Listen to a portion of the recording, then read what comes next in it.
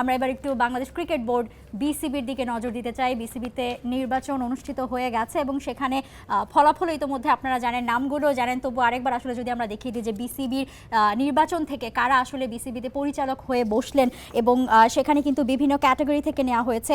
Category 1 রয়েছে, 2 রয়েছে, 3 রয়েছে এবং সেখানে জাতীয় ক্রীড়া পরিষদ মনোনীত দুটো নাম রয়েছে। নাবিল কায়সার, আমি আসলে আপনার কাছে জানতে চাই যে কারণ গতকাল থেকে আজকে পর্যন্ত তো সবাই নিউজ মিডিয়াতে দেখেছে, পড়েছে, জেনেছে অনেক কিছু। আপনি সারাদিন কালকে ছিলেন সেখানে, সো আপনার কাছ থেকে আসলে লাইভ এক্সপেরিয়েন্সটা আসলে লাইভ এক্সপেরিয়েন্স আমাদেরও নেওয়ার সৌভাগ্য হয়নি, কারণ গতকালকে নির্বাচনটা এমনভাবে হয়েছে যেখানে ভোটাররা ভোট দিয়েছেন বা যেই জোনটাতে ভোট দিয়েছেন সেখানে সাংবাদিকদের প্রবেশাধিকার ছিল না। সাংবাদিকরা মিডিয়া বক্সে অপেক্ষা করছিলেন, সেখানে একটা স্ক্রিন ছিল, সেখান থেকে আসলে দেখতে হয়েছে এবং সেখানে কোনো সাউন্ড বক্স না থাকে আমরা শুনতে পাইনি। এখন আপনি যদি পুরোপুরি শর্ট সামারি চান, সেটা হচ্ছে যে নির্বাচনটা 3 ক্যাটাগরিতে হয় আমরা জানি। তৃতীয় ক্যাটাগরিতে মাত্র একজন পরিচালক আসেন। সিরাজউদ্দিন মোহাম্মদ আলমগীর আগে নির্বাচিত হয়েছিলেন কারণ তার কোনো প্রতিদ্বন্দ্বী ছিলেন না। 1 নম্বর ক্যাটাগরিতে জেলা ও বিভাগীয় ক্রীড়া সংস্থার যে ক্যাটাগরি, সেখান থেকে 10 জন পরিচালক আসেন। 7 জন আগে নির্বাচিত হয়ে গিয়েছিলেন। বরিশাল বিভাগ থেকে 1 জন, 2 জন প্রতিদ্বন্দ্বী ছিলেন, সেখানে মিজানুর রহমান জিতেছেন এবং খুলনা বিভাগ থেকে 2 জন, শফিকুল আলম এবং শান্তনু ইসলাম জিতেছেন এবং ওই জায়গায় 3 জন প্রার্থী ছিলেন। এখন ক্যাটাগরি 2তে সবসময় ফাইট হয়। ক্যাটাগরি 2তে এবারও ফাইট হয়েছে।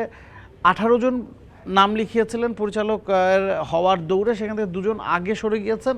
16 জন ছিলেন, সেখান থেকে 12 জন নির্বাচিত হয়েছেন এবং বুরহানুল পাপ্পু যিনি 40 ভোট পেয়েছেন, তার চেয়ে 1 ভোট বেশি নিয়ে 41 ভোট নিয়ে 12তম পরিচালক হিসেবে ডাক্তার মাহবুব আহমেদ শামীম এসেছেন এবং সেই জায়গায় ভোট পুনর্গণনা করা হয়েছে, কারণ যেহেতু মাত্র 1 ভোটের ব্যবধান ছিল সে কারণেই 12 এবং 13 নম্বর পরিচালক হিসেবে তাদের ভোটের পার্থক্য 1 হওয়াতে সেটা পুনর্গণনা করা হয়েছে।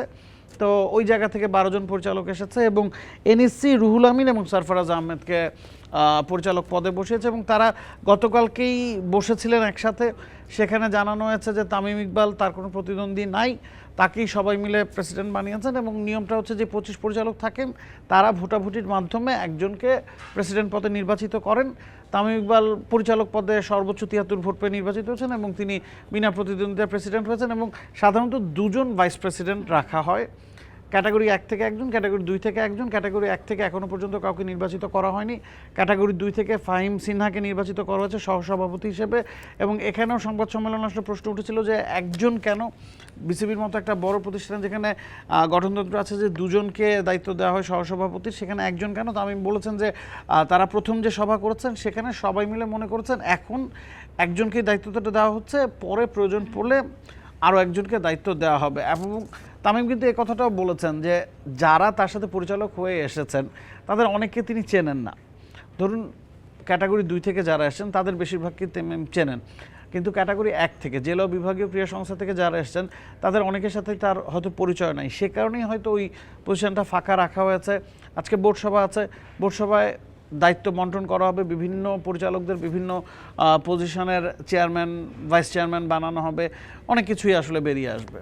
মূল কথা আসলে যে নির্বাচন তো হয়েছে, এখন আসলে সব মানে পুরোটা আসলে কিভাবে গোছানো যায় সবকিছু তারা সভা করে সময় মতো নিয়ে গোছাবে। তবে এখন আসলে দর্শকদের সবচেয়ে বেশি জানার আগ্রহ বা তাদের জিজ্ঞাসা এটা যে তামিম ইকবাল অ্যাডহক কমিটির যখন আসলে প্রধান ছিলেন সেইটা থেকেও তিনি আসলে বিসিবিতে ওই অল্প সময়েও বেশ কিছু কাজ করেছেন, বেশ কিছু উদ্যোগ তিনি নিয়েছেন, ক্রিকেটারদের ফরে যায় এবং সে শুধুমাত্র তাই না, মাঠ কর্মীদের উন্নয়নের জন্য তিনি আসলে কাজ করেছেন, অনেক কিছু করেছেন। সো এখন যখন আসলে নির্বাচনের মাধ্যমে নির্বাচিত একজন সভাপতি হয়ে তিনি এসেছেন, তামিম ইকবালের প্রতি দর্শকদের এক্সপেকটেশন আসলে অনেক বেড়ে গেছে। সোশ্যাল মিডিয়াতে আসলে দেখা যাচ্ছে অনেক যে তামিম এখন আর কি করতে পারেন এবং বাংলাদেশের ক্রিকেটের সবচেয়ে বড় যে কথাটা হয়ে থাকে যে ঘরোয়া ক্রিকেটের যাতে পর্যাপ্ত উন্নতিটা হয়, যাতে বাংলাদেশের ক্রিকেট আরও অনেক দূর যেতে পারে।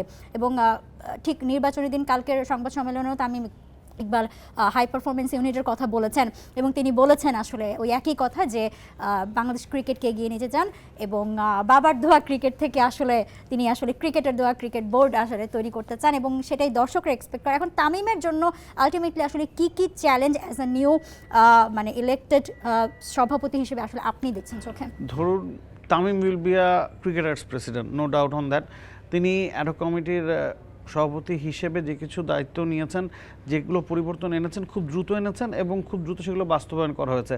ধরুন ক্যাপ্টেন্স কার্ড দেওয়া, এরপর এটার যখন সমালোচনা হয়েছিল যে যারা সাধারণ ক্রিকেটার যারা ক্যাপ্টেন্সি করেননি তাদেরকে কি অবমূল্যায়ন করা হলো কিনা, তাদের জন্য আলাদা ফ্যাসিলিটিস তৈরি করা, সেখানে খেলা দেখার ব্যবস্থা করা, দর্শকদের জন্য শেডের ব্যবস্থা করা, পানির ব্যবস্থা করা, ঘরোয়া ক্রিকেটারদের পেমেন্ট বাড়ানো, বেশ কিছু কাজ তিনি ইতিমধ্যেই করেছেন।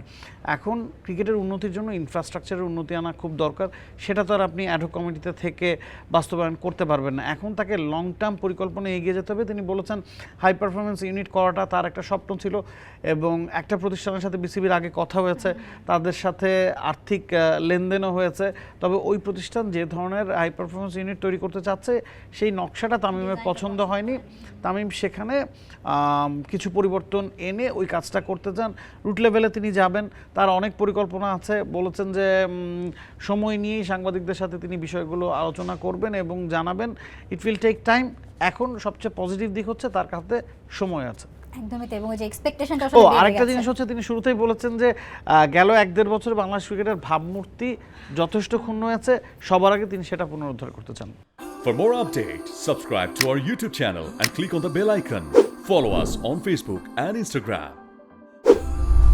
Download T-Sports app to enjoy exciting games and highlights. Visit tsports.com.